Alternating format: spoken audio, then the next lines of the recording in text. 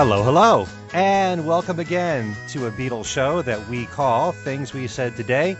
This is a podcast talk show about the Fab Four in which we discuss anything we feel like, something about their past, maybe something going on in the news, anything in between. I'm Ken Michaels, one of the four regular co-hosts of the show, also known for my weekly Beatles syndicated radio show called Every Little Thing, being joined by my three regular co-hosts. First of all, we have one of the editors for Beatle Fan Magazine, who's actually been with them since the very beginning of the magazine, that being Al Sussman. Hi, Al. Hi, Ken. Hello there, everybody. And we also have our resident musicologist, who writes for a number of different publications and also spent many years working for the New York Times for their classical department. And he's also the writer of several Beatle books, that being Alan Kozin. Hi, Alan. Hey, Ken. Hello, everyone. And also we have the writer for Beatles Examiner, the number one Beatles news source on the internet, and that's Steve Marinucci. Hello, Steve. Hi, Ken. Hello, everyone. This time out, since it is that time of the year, I thought it might be fun for the four of us to talk about the Beatles' Christmas music and also their messages that they've given us through all these many years. Of course, that means the Christmas messages that they put out through their fan club, and also the songs that we've come to know through all these years as classics. Happy Christmas, Wonderful Christmas Time, Ringo's Christmas album that he released back in 1999, I believe the year was. So I thought that we'd start by talking about the music, first of all. And there are two songs that I just mentioned there, Happy Christmas, Wonderful Christmas Time, that have become staples on the radio ever since their release. And, there's no doubt about it. I think all of us will agree Happy Christmas is an amazing song. To me, it's one of the greatest of all Christmas songs. We're going to talk about each one of them first, but get thoughts from each of you about each of those recordings. Happy Christmas, just to throw out a few thoughts of my own, is not only a great song, but one thing I love most about it is the production. For all that's said about Phil Spector, and his use of what he's given that title of being the over producer. I think everything about Happy Christmas was perfect in the production, and I think he deserves a lot of credit for that as well. Really a great song, and limited use of Yoko, but just the right amount, I think, in that song. But really a great song, and of course the lyrics are pretty incredible. Very unique song for Christmas. And what are your thoughts, guys? We'll talk to let's see, Alan first. Okay. I like Happy Christmas a lot, but it's also it's also another song. There's an old folk song called Stew Ball, which is pretty much the same melody. And John probably would have known Stew Ball because I think in that period when early on when they were doing all kinds of skiffle things and stuff like that. I'm sure Stew Ball came up. So I'd be curious whether he was consciously taking a melody that was basically in the public domain by this point, I'm pretty sure, and repurposing it, or whether it was just one of those things that, as they say, accidental plagiarism in the George Harrison case, I think is what they finally ruled with My Sweet Lord. But yeah, it's kind of, whenever I hear it, I think of the other song too, which is a very pretty song. Well, obviously it's the same melody. But yeah, I agree with you about the production and about whether it's just the right use of Yoko or not. I don't know about that. But I should point out that there is actually a Yoko Christmas record as well, sort of. Right. Yeah, with Flaming Lips, she did a track called Atlas Eats Christmas. And this was only in 2011. So it hasn't yet become a staple, but who knows? Undoubtedly it will. Yeah, I'm not sure what more there's to say about it. I think we should probably also mention the Harlem Boys Choir is on Happy Christmas, which was kind of a nice touch. I think it was also, was it around the time they did that? Wasn't it also part of the War is Well, it was part of the War is Over campaign. Right. It was Right. It was 71. Yeah. So it has that John and Yoko combination piece plus whatever is going on message, and whatever was going on was Christmas. So yeah, nice record. Hmm. Speaking of Stew Ball, that was a record that I grew up on Uh-huh. because I was used to hearing Peter, Paul, and Mary in my household all the time, and their album In the Wind Right. was played to death in my household. So it's kind of funny that when Happy Christmas came out, I never associated it with Stew Ball. It's only Really? in recent years when I've seen. Yeah. Did you think of that? All along, Alan? Well, I think when Happy Christmas came out, I probably didn't know Stu Ball. But Huh. later running into it, I thought, oh, I see. That's the same song, isn't it? And then more recently, I've run into it again a lot because of, when Pete Seeger died, I ended up writing a bit about that and sort of going through a lot of his recordings, and I think he recorded it too. Yeah, I don't think I knew it at the time. I knew that there was something vaguely familiar about the tune, but I don't think I knew Stew Ball as Stew Ball. I probably just had heard the tune someplace but didn't know what it was. Yeah. Huh. And incidentally, when you mentioned a Christmas song from Yoko, the flip side of Happy Christmas is That's right. just that. Yeah. Uh-huh. Listen, the snow is falling, which is actually a really nice song. Really nice melody, too. That's right. Let me just correct one thing that I said as far as the right use of Yoko. I only say that because I know some people find her voice irritating. Right. So I think that for Happy Christmas, it was the right balance so that people who don't really like her voice can tolerate it. Yeah. Maybe Okay. that's what I really should have said. Yeah. Al, how about you? Well, I back in the 70s, there was a book that came out, and I'm blanking out on who the author was, but it was called Out of His Head, The Sound of Phil Spector. And the first chapter was basically about the session for Happy Christmas. And they had gone in, John and Yoko, and especially bringing Spector in on this, they wanted to make the ultimate rock Christmas record, not unlike the album, the classic album that Spector produced in 1963, A Christmas Gift for You, from Phyllis Records. Right. And so all of the elements that Spector had put into that original album, he also brought to Happy Christmas, War is Over. And it's a magnificent record. And I've always felt, obviously there are a lot of cover versions that have come out in recent years, but I've always felt that they kind of pale in comparison to the original. It's a wonderful record, and it's one of those that I've, despite the saturation airplay that it's gotten over the years, especially on those 24/7 Christmas formats, unlike probably the next song we're going to be talking about, I've never gotten tired of Happy Christmas, War is Over. I mean, unfortunately, there are certain times in December where it becomes a little bit of a tough listen emotionally, because of its tie to events from later on in December's later on. Let's put it that way. But the record itself it's wonderful, and for the most part, it's one that I've never tired of. Okay. Steve, your thoughts on Happy Christmas? If my memory serves me, and at this point in my life, it doesn't always happen, but I don't seem to remember it getting that much love back in when it was first released. Alan, you may be able to remember that too.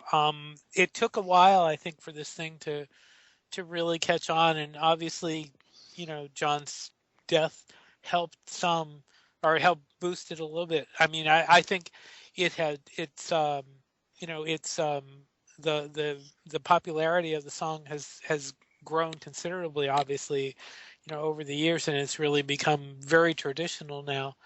But it seems to me in the beginning, and maybe it was because of Yoko's involvement on the record, that it was never. It took a while for it to take off, but once it did, it's really it's really grown as part of the holiday. And it amazes me, and again, without referring to the McCartney song just yet, how the McCartney song really gets played so much more. I don't understand that. I really don't. But Well, first of all, can I just say, because I make it a point this time of year to turn the radio dial a lot just to see what Christmas songs get airplay, not just John songs and Paul songs. right, So I wouldn't say necessarily Paul's gets played more than John's. I mean, I hear them pretty much equally. What I have noticed, and this is just the last couple of weeks, is that I'm not hearing as much of the rock Christmas songs, the original recordings. I mean, yes, you'll hear Brenda Lee and Bobby Helms and the real vintage classic ones like that. But the ones in recent years, I'm not hearing the Kinks and I'm not hearing Elton John as much. They seem to get less and less airplay, and sometimes you get cover versions of those songs that get airplay.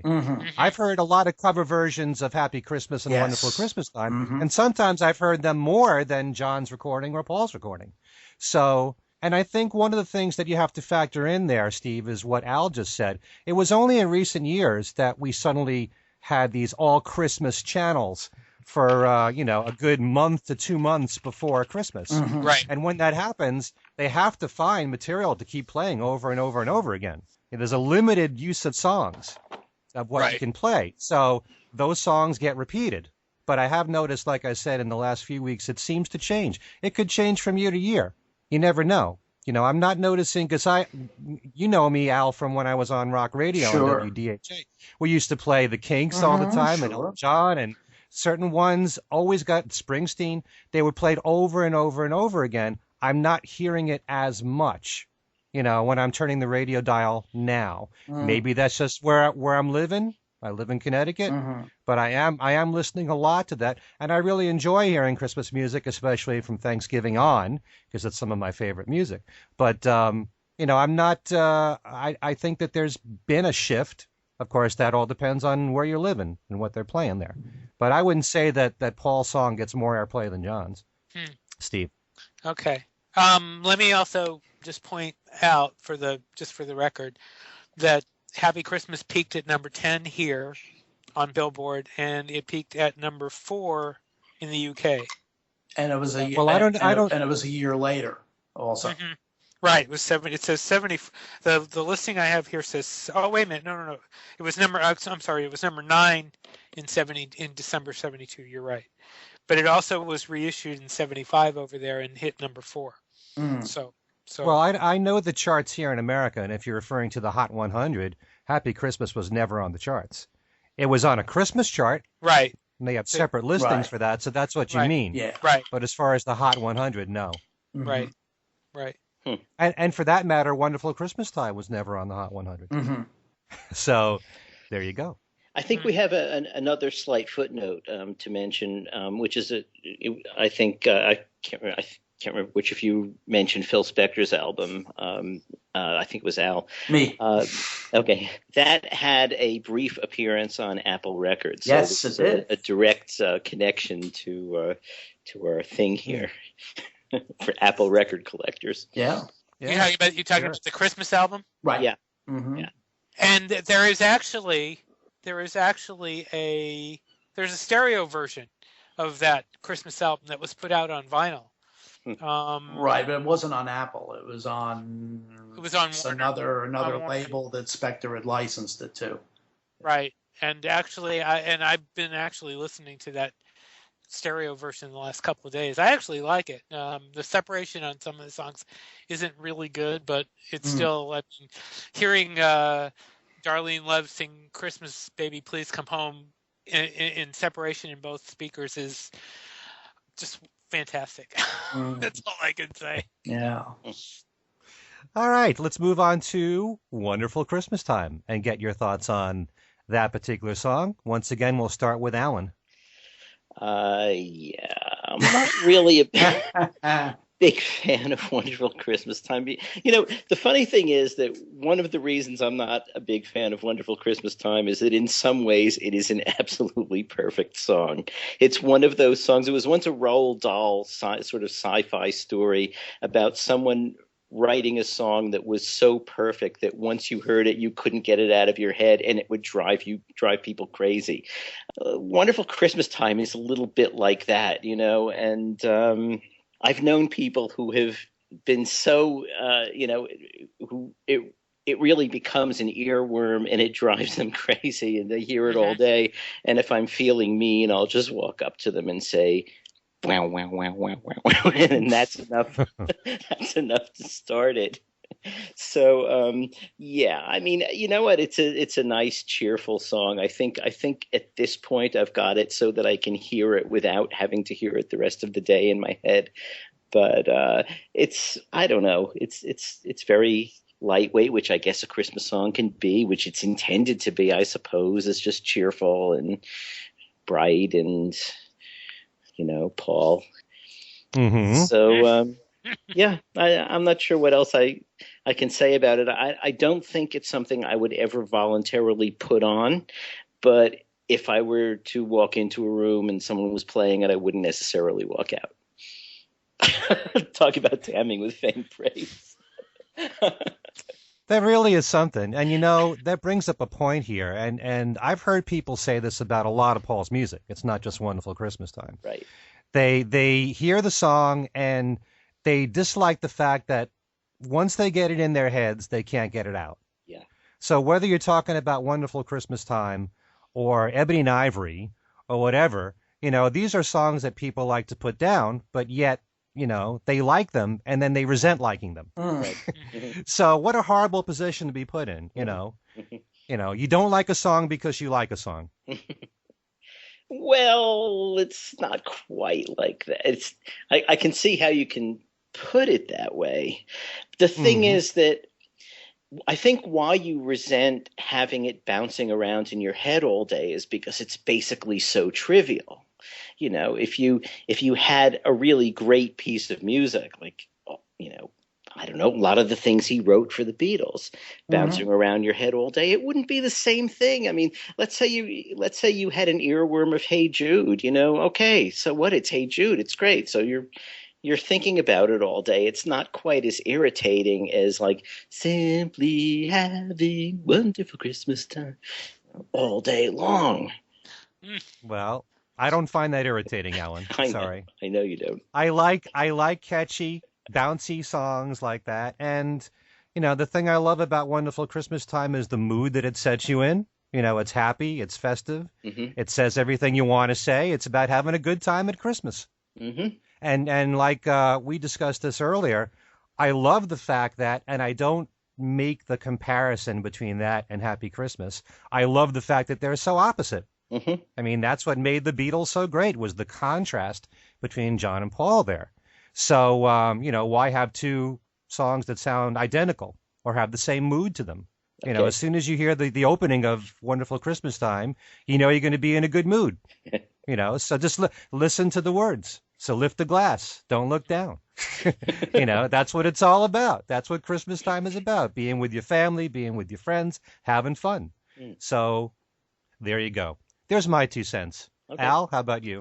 Well, it's interesting that despite the fact that the song was recorded some 36 years ago, it's almost as if it was tailor made for these 24/7 Christmas formats, and I think that may be one of the reasons why it gets such saturation airplay in those formats, because it fits it perfectly. And it's it's a nice little pop record. But I mean, just personally, as big a Paul McCartney fan as I am, if I never hear Wonderful Christmas Time again for the rest of my life, I won't miss it. But as big a Bruce Springsteen fan as I am, if I never hear Santa Claus is Coming to Town again, I won't miss it. And yet, Happy Christmas War is Over which gets almost as much airplay. I've never gotten tired of it. So I don't, I guess maybe that's just me, but give the devil's advocate. As I said, it's really tailor made for these kind of Christmas formats. Right in there with more contemporary recordings. Mm-hmm. Yeah. Well, I would just like to add, and this is just a credo that I live by here. I never let what radio has done to a record affect my judgment of it. Even if it's a song that I'm completely burnt out on, I may not want to hear the song, but I'll still think highly of the song. And so, I can remember going back to when Stairway to Heaven was played to death on the radio. 2 years after it came out, it was like, as soon as I hear the beginning of that song, I don't want to hear it again, ever. But I will never deny that that's a great song. So I will not let what radio does and the saturation of certain songs affect how I think about certain songs. It just so happens, Wonderful Christmas Time, I can hear that song every single day during Christmas season and never get tired of it. I love it. I love it to death. Anyway, Steve, I'm sure that you have a different opinion. What makes you say that? No, I don't know. Actually, I am very thankful that Wonderful Christmas Time isn't Rudolph the Red-Nosed Reggae. So, because I can't stand that song. I really hate it. And I can listen to Wonderful Christmas Time a lot more than I can listen to Rudolph. So that's basically all I have to say. I mean, there's really not much else to say. I mean, it's not an offensive song. It's not a bad song. It's a typical McCartney song. I just want to know, Ken, if he decides to remaster it and put out outtakes, are you going to buy it? Sure. Well, I mean, the sad thing is if he decides to remaster it and put out outtakes, I'm going to buy it. Then what? That's a different issue. I know. But anyway. He could do it just to be mean, specifically to me. He could. If I ever get to talk to him about it, I'll ask him to do that just for you, Alan. And have him do disco versions of the song, too. Absolutely, yeah. There we go. All right, let's move on to an album called I Want to Be Santa Claus. And this is actually the only time when one of the Beatles released a Christmas album, well, legally, we should say. So it came out, I believe, in 1999. I'm doing this from memory. Yep. But it's an album that I treasure. And that because, first of all, I love the format of it. It's half original songs that Ringo wrote with Mark Hudson and the studio band, the Roundheads. All new songs that really fit Ringo vocally and melodically, and they sound like Ringo songs. And the other songs are, more traditional Christmas songs or rock songs, Winter Wonderland and doing Little Drummer Boy, which was a natural for Ringo to pick that one. White Christmas, Blue Christmas. It's a real treat. And just as someone who's been doing radio shows on the Beatles all these years, it is nice to have something else to play. Besides Happy Christmas and Wonderful Christmas Time and the Beatles' Christmas messages. So what are your thoughts, guys, on Ringo's Christmas album, I Want to Be Santa Claus? Once again, we'll start with Alan. Okay. I love I Want to Be Santa Claus, I have to say. When it came out, I thought, oh, really? A Christmas record? But, it rocks. It's, it starts out with Come On, Christmas, Christmas, Come On, which actually to me sounds sort of like it's a page from John's playbook, It's kind of like Instant Karma, yeah. I think. And also the end, Pax Biscum, with he's got the sitars going there, but otherwise, apart from the sitars, that sounds sort of like a John Lennon White Album era track too, or somewhere between I'm the Walrus and the White Album.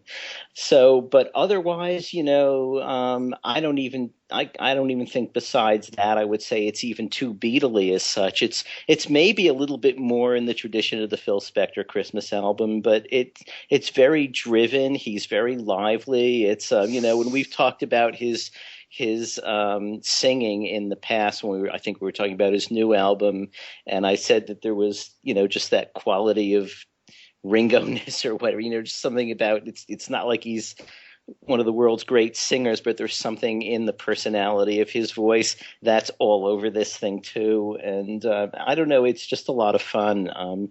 Listen to it this afternoon and really sort of enjoyed it as I have whenever I've played it, which isn't that frequently, I have to say. But I thought it was a good job, as a Christmas album goes. So yeah, so there we go. What did you think of the original songs on there? I thought they were actually pretty good. I kind of don't know if they necessarily stand up to the non-original songs, but they're in the same spirit. They're sort of hard-driven and energetic, and I also think he does a reasonably good job of "Christmas Time Is Here Again," which it's the only other. I would say he made it into more of a full song than the Beatles had. I mean, for the Beatles version, it really is just sort of a chorus that goes on for 6 or 7 minutes. Right. He had different things coming in and out that that kind of rounded it out a bit. I thought he did a great job with Blue Christmas. It's sort of I associate that with Elvis and. Even, Rudolph the Red-Nosed Reindeer. I mean, all that stuff, and not to mention, like you said, Little Drummer Boy, that obviously was a natural. But I think what I like about those songs on this record is that he really found an original way to do them that kind of made them his, So I think it's just a really good Christmas record. I've been listening to a lot of Christmas records lately, or at least sampling a lot of Christmas records, just because I'm kind of fascinated by the whole phenomenon, not being fundamentally a Christmas guy, But, so many groups and jazz people and everyone else have made them. And I was just listening to a bit of the Supremes one, which was from 1965, and wasn't really knocked out by it. I mean, I kind of expected to like it a lot more than I did because I like the Supremes. But I think Ringo's is really up there as those things go. So okay. Yeah. Well, I want to just ask you a question, Alan, and then Al, you can even bounce off this. But when you were talking about the cover versions that are on this album, we're talking Little Drummer Boy, Winter Wonderland, Blue Christmas, White Christmas. Were they the way that you envisioned Ringo would have done it anyway, or did you think that he really took it to a different arrangement? Yeah, I thought he took it to something new. I would never have guessed how he would have done these, really. I really had, when I looked at the track list when I first got it, I had no preconceptions at all. I mean, they could have been anything. He could have crooned them, He could have crooned White Christmas. He could have done that in the form of, Sentimental Journey. Right. He could have done a lot of things, and I'm just happy that he did it the way he did it, as a rock record, or really a rock record. Yeah, so no, it wasn't what I would have expected him to do. I don't know what I would have expected him to do, though. I didn't really have any preconceptions. Yeah. Okay. How about you, Al? Your thoughts on the album? Yeah, I think in his production, Mark Hudson went to great lengths so that especially those old chestnuts wouldn't be done pretty much in the same way that so many artists do them, that to kind of take them in different directions. As for the rest of the album, it's a lovely little album. It's as a Christmas record, it's a nice listen.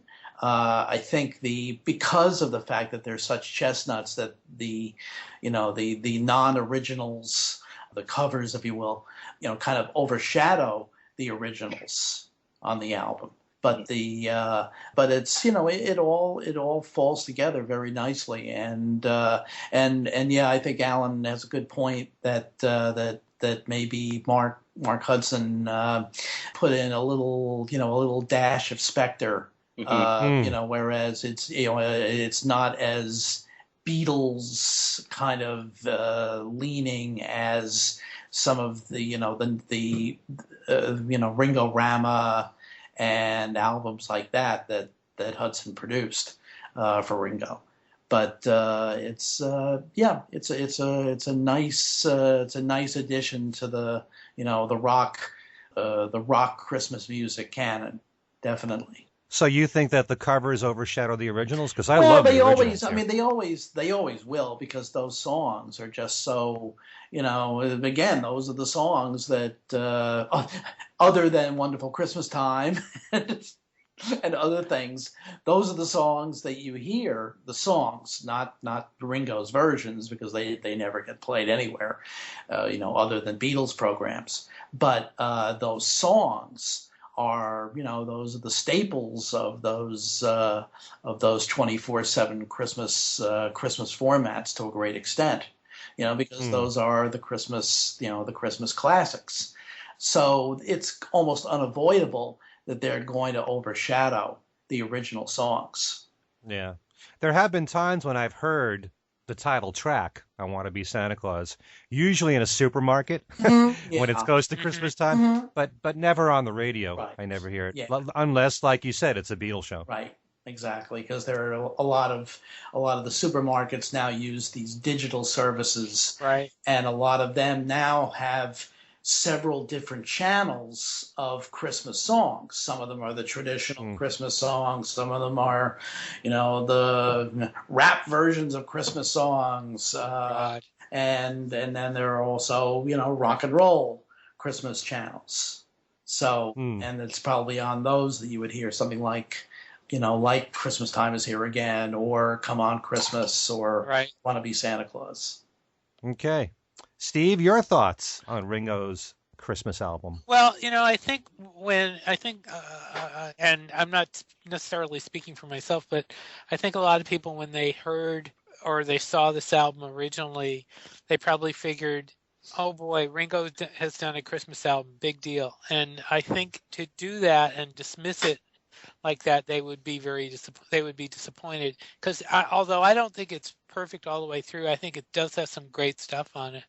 I love the opening track.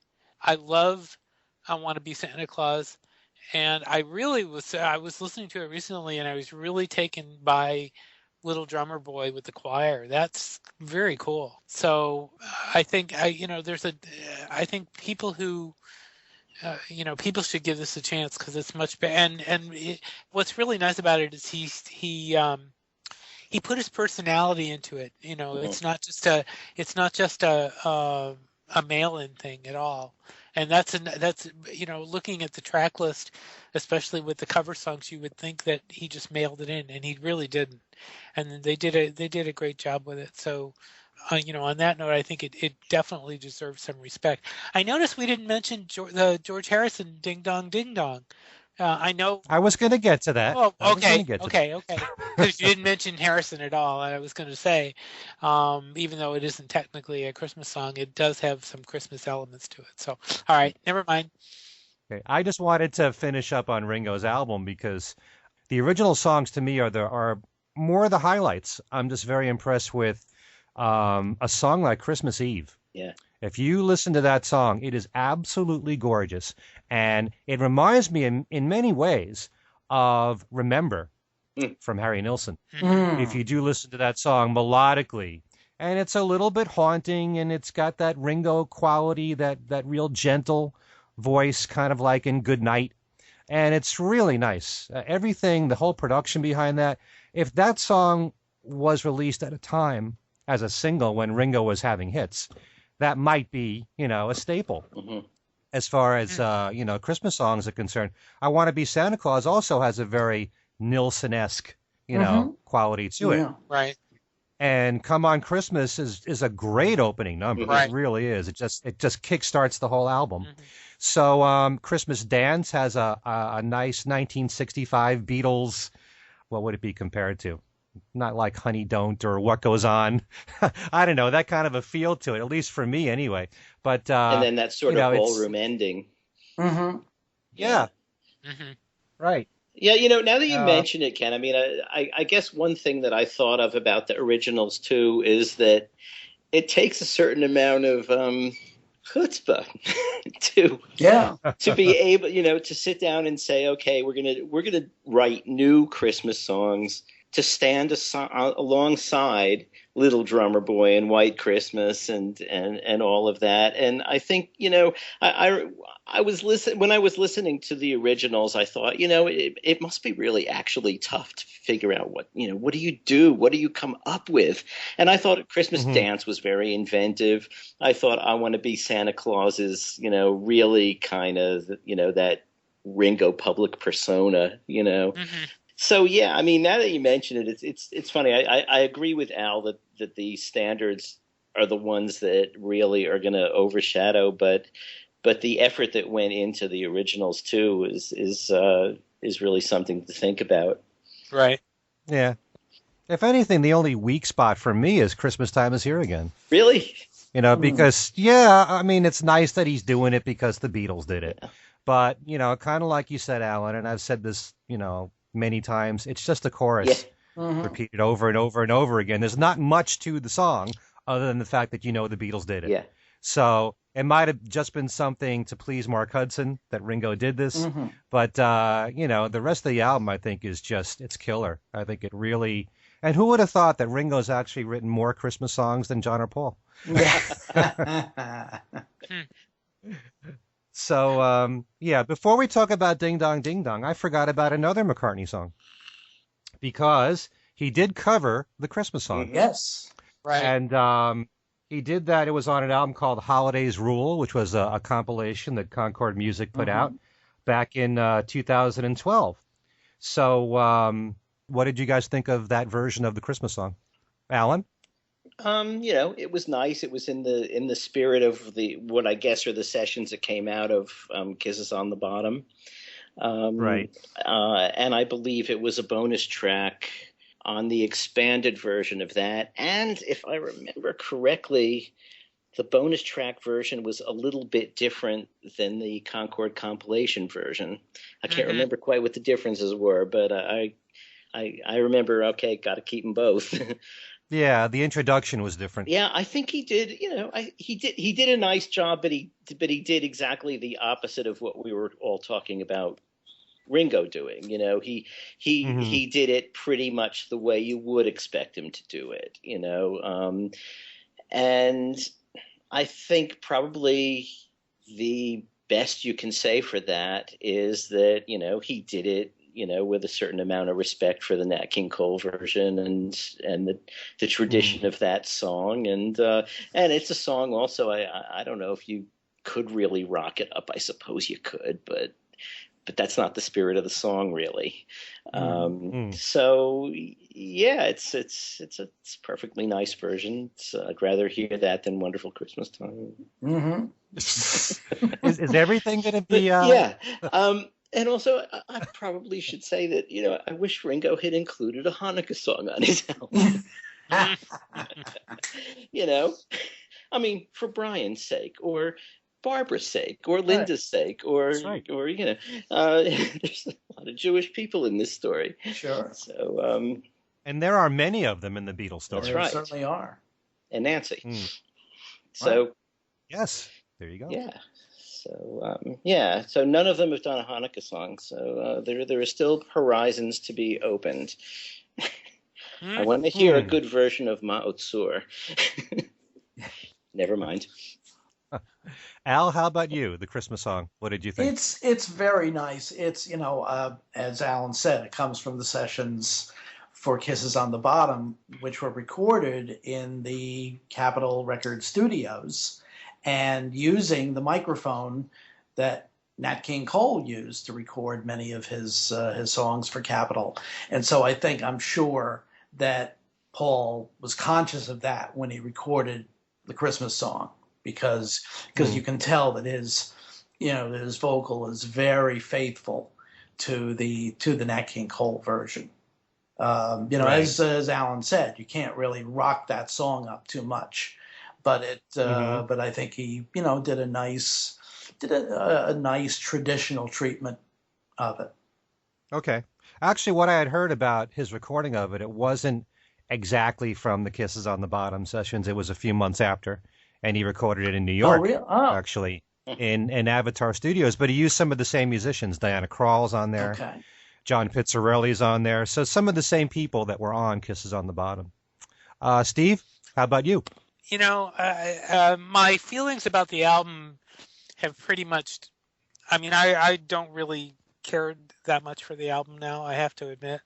But I think of all the songs, if there's maybe one or two songs that stood the test of time, that's probably one of them because it's so natural for that, for that format, for what he was trying to do there.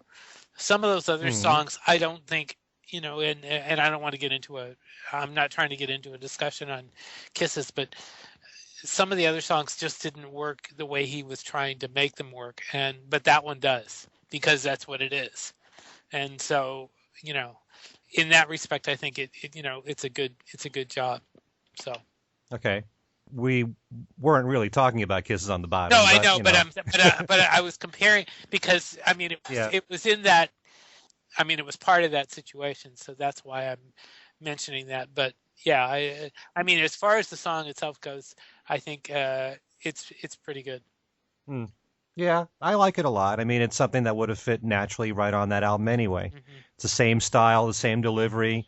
It's just, well done. I'd like to hear, I'm craving to hear more Christmas music from Paul McCartney. I wish he would do more of it. Or a Hanukkah song, like Alan Yeah. suggested. All right, so since you mentioned it, Steve, and I was going to say it anyway, what about Ding Dong Ding Dong? It's not technically a Christmas song. It's really a New Year's Eve song, Right, really. right. But it's a song that I rock in the New Year with at 12 midnight. That's my Old Lang Is Syne, that your old folks. thing? I love that. It is. I really, really, really love that song a lot. I always have. Just the playfulness and the spirit and the fun and it's just a great song. I mean, I don't know if it's because it reminds me somewhat of Phil Spector a little bit. It reminds me of Tracy Ullman a little bit. They don't know How does that remind you? That reminds the you of They the, Don't the Know? bells, the bells. Because I love Okay. That Tracy Ullman song is like on my top 10 Hmm. of all time. I absolutely adore that song. Um, and I always think of the video version too, Hmm. because of that. Of course. But anyway, Whenever I think of that song, I think of like Leslie Gore, it's just a or wonderful Sure. someone song, from the 60s. Hmm. It's got that feel to it, that mid 60s feel. right? So there you go. I mean, there's not really too much to say as far as I'm concerned. To analyze it, it's just a fun song. It's a great song. I wish he had done a couple of real Christmas songs. I'm sorry, that would have been. I can imagine what he would have done, but I'll take this. Okay. How about you guys? Al, we'll start with you. Not, I can't really say too much more than what Steve said. It is a fine, fine kind of celebratory record.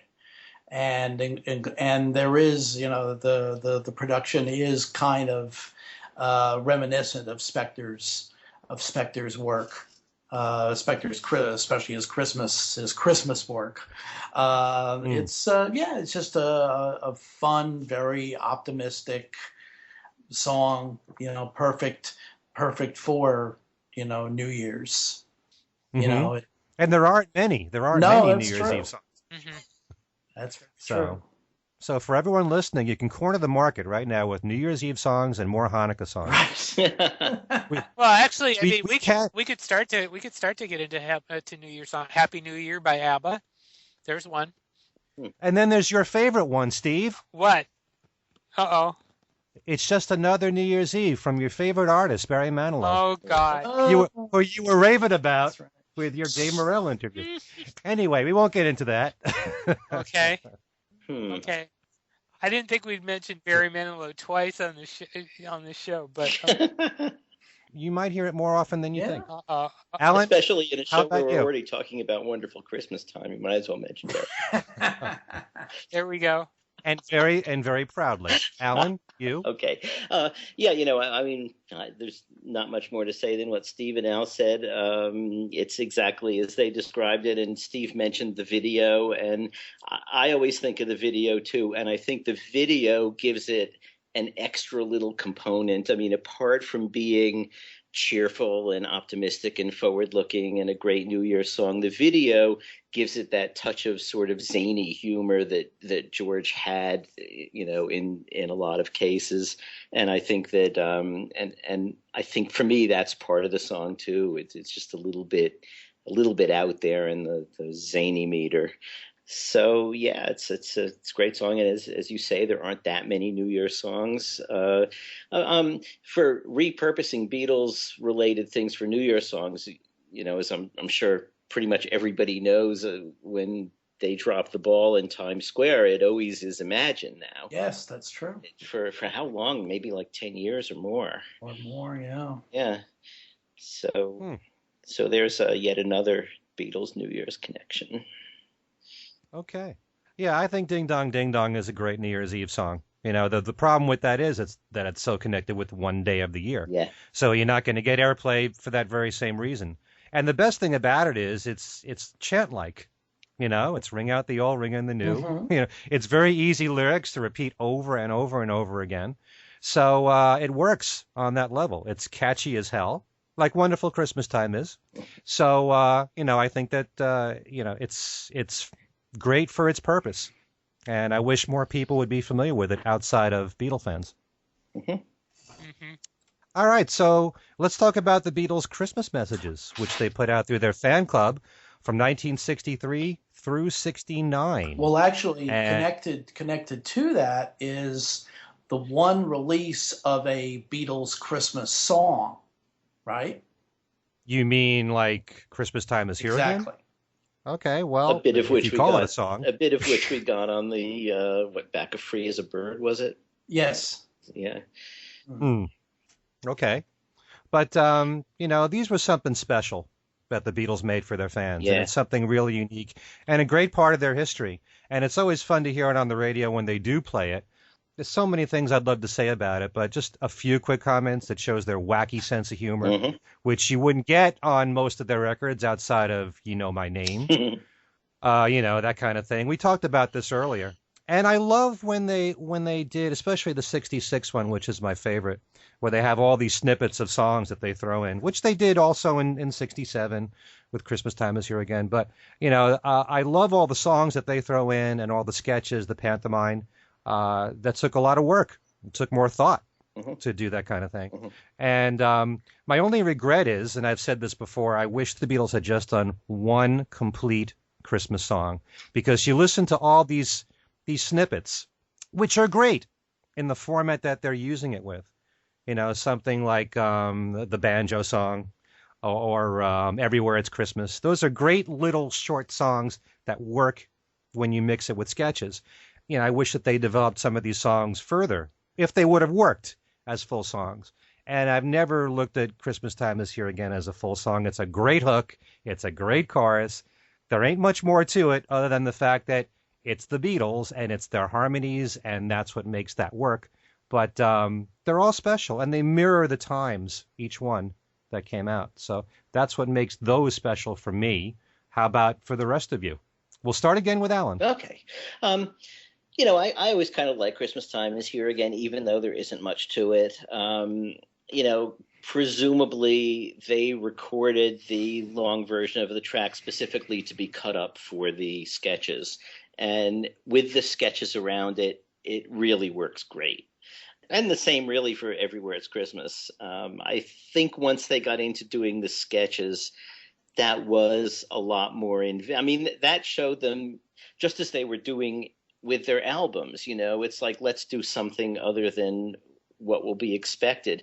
So for 63, 64, and largely the 65 one, you just have them thanking people for basically being fans, seeing the films, buying the books, and it's great hearing them do that. They do it in a really amusing way. The interplay between them is great. It's like all the stuff that we wanted to hear, as fans back then, just a few minutes of them just talking and messing about, even though it was scripted. Those were fine. But then, once they started coming up with more inventive ways to do it, I mean, I guess they must have felt, by 66, we can't just go and thank everybody for all of this again. Plus, we can't thank them for coming out to see us in the tours, because the touring was now such a horrible experience for them. They probably didn't want to even discuss it. And, so doing something else, making it into a composition fundamentally, not necessarily a full musical composition, but a little play. And then towards the end, I think we've all discussed this a little in email, the fact that the last two were so fragmented and recorded separately and stitched together, I guess by Kenny Everett, which gave them a special quality too. I like the individual contributions, I mean, where do you get to hear Tiny Tim sing Nowhere Man? Yes. Oh, yes. I love that. Love that. Yeah. So, I mean, those are maybe not as much fun as the ones where they're all in a room, but they had a lot going for them. John's little sort of, Jock and Yono poetry pieces. And, I like also the idea. I mean, I think that unlike every other group around that was recording a Christmas album that was a Christmas album, they wanted to do something else. And I kind of like that. I mean, I'm not sure what a Beatles Christmas album would be. I'm sure it would be great, but, everybody was doing them, the Beach Boys, the Supremes, you name it. And it just doesn't seem like something they would do. So I think this is what the little messages they did were sort of a great little bonbon for the end of the year. And then when they were breaking up and Apple put them all onto one LP, even though it was a promo only LP, I thought that worked out pretty nicely too. I wish they would release it publicly. Amen. Yeah. That's interesting what you said there, Alan. I mean, I couldn't have seen the Beatles make a proper Beatles Christmas album, but it would have been nice just to get one song. One song that you would hear every single year on these Christmas stations, the one Beatles song. Yeah. But I just wish they had done something a little more with Christmas Time Is Here Again to make it into a complete song. That would have been the one, because I like the bit that they did. Yeah. Al, how about you? Just to kind of expand on what you were just saying, and what Alan mentioned. Actually, when you think about it, there really were no other than the Beach Boys, and half of that album is simply a kind of a traditional pop Christmas album, and one side of it is more Brian Wilson produced Beach Boys music. Other than that, there really weren't any other contemporary groups. Oh yeah, there were, Al. Yeah, there were. They were making Christmas albums at that time in the mid '60s, because that Supremes album is really just kind of like a assembly line Motown album. It's no different than the Supremes at the Copa, just as Christmas songs. Oh no! Go hunt number one for the number one is Paul Revere and the Raiders, who did this very untraditional Christmas album. But the one that I was really going to mention was the Four Seasons. That's the one. That is like Jersey Boys. It's beautiful. Okay. It's beautiful. Okay. I'll consider myself corrected. Yeah, on that. I mean, I think there are actually a few others too, but those two come to mind. The Four Seasons, especially, is fantastic. Right. But they're contemporaries. The Stones, the Who, groups. Can you imagine the Byrds? Yeah. Can you imagine we're not recording the Who Christmas album. We're not recording Christmas albums. So it would have, it would have been very strange. for there to be a, it would have been unique for there to be a Beatles Christmas album or even a Beatles Christmas single at that time, but they didn't. But the messages is kind of like almost like a mini history of the group. Mm-hmm. The first Mhm. the first two Right. the first two are the Four Jolly Mop Tops. Mm-hmm. The third one, the 65 one, is the Four Jolly Mop Tops on pot. And Right. and then as their music was becoming more complex and diversified, they then went back, took their influences, their goon show influences, the English satire of that time, that influence and all, and put those influences into the 66 and 67 messages or records, if you will. And then 68, obviously 68 and 69 are obviously reflective of the splintering of the group. The fact that the 68 one comes after what they've acknowledged in the years since was the first real tension-filled album, Right. the White Album. And so you have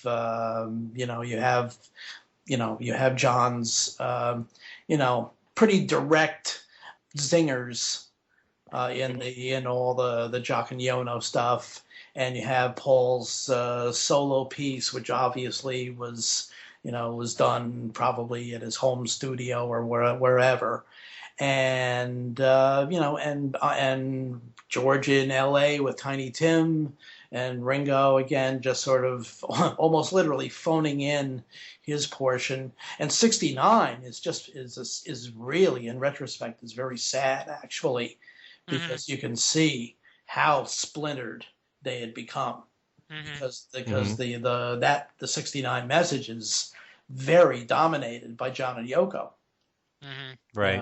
And it really just one or two little drop-ins by George and Ringo, and another little song that Paul probably recorded on the farm in Scotland, and the rest of it was John and Yoko. And it has kind of a melancholy feel to it, so You can just sense less effort being put into it. very much so. Very much so. But Yeah. But it is good that in 70 that Apple decided to put them all together onto especially since a lot of those the messages themselves were not on very good quality material. So they were very tough to play. So to have them on an LP was a very nice touch. And why they haven't released it, I have no idea, because it's not as if they have to come up with a cover. They already have it. So why not just put it out? I can't see why there should be any objection by any of the four directors, but who knows? Yeah. Does anyone know all those short songs that we were talking about? Everywhere It's Christmas and the banjo song, whatever that title is. Were those songs all copywritten? They could have just been something that they threw together for this and didn't bother to have published. There's probably, you have to do a little bit of work for that if it needs to be published. I would think they would have had to put them out publicly on the Flexies. But it wasn't a commercial release, right? But they have people to So- do the work for them, so it doesn't really. Right, That but would be legal. the reason. The only reason I can think of is why they might not have put it out in 1970 when they compiled that LP is maybe they felt that, wait a minute, these were things that we gave away free to the fan club. If we now sell it, it will seem unseemly. But at this point, all the years have gone by, and they ought to. I can't think why they haven't. They did put some of it on Rock Band, remember? So, and you paid for it then, So, I mean, you've already got a precedent for doing that. But I agree. I think this is something historically it deserves to be out. And I mean, I love the mop top part of it. I think the first couple are fun. I mean, you could listen to those over and over again. And I agree with Al completely about the splintering as it goes on. But Alan's point about the Beatles never making a Christmas album, I think if the Beatles, I think that was the whole point behind the Fab Four's Hark, to create something that would have been what they might have done had they done it. And I think you can, I think I think you can say that it's probably good that that number one, that they didn't go through and do the typical thank you every year. Okay, so that makes them kind of distinctive for that. But also, it's probably good that they didn't do what the Fab Four did, even though that's a fun album to listen to for anybody that hasn't heard. There are actually a couple albums that borrow the Beatles style, that try to create, to take Christmas carols and do something with them.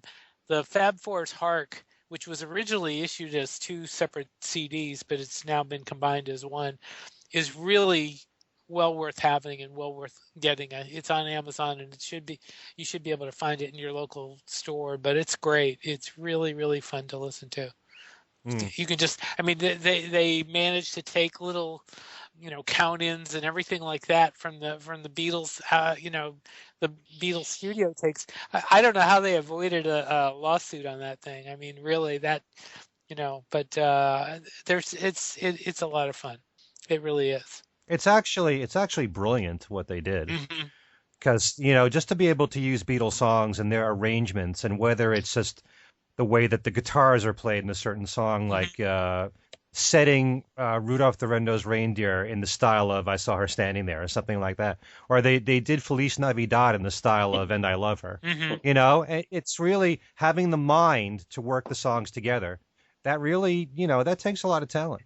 And they also sound very much like them vocally. Right. I'm trying to think which is the one. There's one that starts off just like Mr. Moonlight, and the guy who sings lead sounds just like John. And you know, I've heard people say they've heard the CD and they actually think it's the Beatles.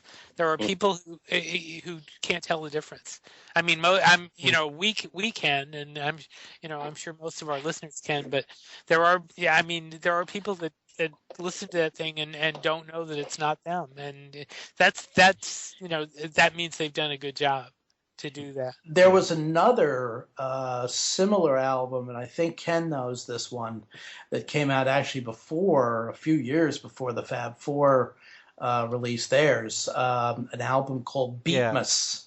Mm-hmm. Yes. Right. Yes. Yeah. Yes, that's right too. Yeah. I have that one too, and that's a good one. And there's another one that's come out since called, I think it's called Abbey Road Christmas, that is not as good. It's definitely not as good. But Beatmas actually is really good, and I think you can find it if you hunt for it. But I think it's also out of print. So, but in any event, I would definitely investigate those CDs, especially the Fab Four, because it was just so well executed what they did. Mm-hmm. Yeah. And I also echo those same words that you said, Steve. Those early Beatles Christmas messages are really special in its own way, because you can tell they were young then. They were excited about what was to happen. Sure. You think about recording the 63 message, and, they didn't know what was about to happen the next year. Right. World domination right before them. But they were excited just from everything that happened in England. Yeah. The success of Please Please Me, and their singles that year. And just talking about it, you can hear the excitement in them, And same thing in 64 and to a lesser degree 65, but you really got their sense of humor. Some of that stuff was ad-libbed. I think most of it was scripted. Didn't Tony Barrow write the scripts on the early Christmas messages? Yeah, but you can even tell sometimes, especially with John. John would go off on his own, right, and ad-lib something. So those are a lot of fun. But like we've all been saying, they all kind of mirrored the years that they represented. So they're fascinating. And just like what you said, Steve, it is a part of history. and it should come out legally for that very reason. The same reason why the Beatles videos just came out. Mhm. That's an important part of their history. It shouldn't have taken so many years for it to come out legally like this. So, the fact that they did this for the fans and it was such a unique thing to do for the fans is one of the many reasons why we appreciate this band, and our appreciation grows more and more all the time. One more Christmas album I just thought of that's worth looking for if you don't have it is James Brown. James Brown did Christmas songs, and they are amazing. But I don't have to. I mean, and they're from that period too. So when he was really fantastic, some of those songs are just tremendous. But anyway, that's I don't. But that's there are a couple. The Four Seasons one though is really the one to look for. That's a really really good. I mean, it's in their hit style. It really is fantastic. Yeah. I always loved when they did I Saw Mommy Kissing Santa Claus. Mm-hmm. Yes. I like that version of that. So yeah, me too. I like the Chipmunks. All right. Christmas. Oh, yeah. Well. And Chipmunks sing the Beatles. Oh, yeah. I can't listen to that. I'm sorry. I really can't. I do have a memory, though, of going down in downtown Boston when I was a kid.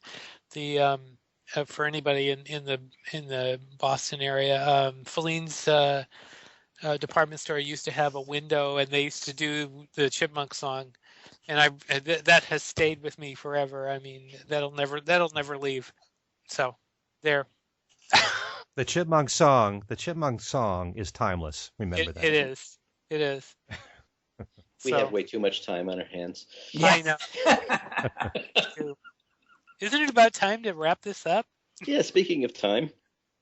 All right. So if any of you would like to get in touch with us, we have an email address, which is thingswesaidtoday.radioshow@gmail.com. We also have our own Facebook page. Steve loves to talk about our Twitter page, don't you, Steve? Yes. Things We Said Fab is our Twitter. Okay. Yes. If any of you would like to get in touch with Allan, they could do so. How, Allan? Oh, probably go on Facebook and find me either under Allan Kozin or Allan Kozin Remixed. Okay. And how about you, Al? Facebook, Al Sussman. Twitter, at ASUSS49. Or through www.beatlefan.com or www.paradingpress.com for Changing Times, 101 Days That Shaped a Generation, in case you need a last-minute gift for somebody who's very history-minded. That's true. Allan, why don't you tell the folks the book that you always, want them to know about as far as... Well, actually, there's two. Yeah. There's two they should pick up. There's The Beatles from the Cavern to the Rooftop, which is sort of a general overall history and is physically in print. Mhm. And there is Got That Something, How the Beatles' I Want to Hold Your Hand Changed Everything, which is an ebook I think you can still get through Amazon. Okay. Steve, how about you? You can get me by writing to BeatlesExaminer@gmail.com. I am also the author of a semi-Beatles related book called Meet a Monkey, Davy Jones, in which I talk about my 2 interviews with Davy Jones, and he talks about the Beatles and appearing on the first Ed Sullivan show in one of the interviews. And you can also get a hold of the show through Facebook, and we've gotten some comments on Facebook recently that we are pondering. I'm not going to say what they are, but we appreciate your comments, and please feel free to write to us. Okay. And as for me, Ken Michaels, you can write to my direct email address, which is everylittlething@att.net. Also visit my website, kenmichaelsradio.com. There's Beatles trivia every single week. Win your choice of one of 9 prizes, including the new Beatles 1 CD and DVD I'm giving away now. On my website. That's the CD plus the first disc, not the deluxe version. But it is a great present, to get for the holidays or to give someone for the holidays. The Beatles 1 CD and DVD. And I have my own Facebook page, which is Ken Michaels. Easy to remember, right there. All right. So, For Steve Marinucci, Al Sussman, and Alan Kozin, this has been fun. Thanks so much for listening to Things We Said Today, and we will see you next time.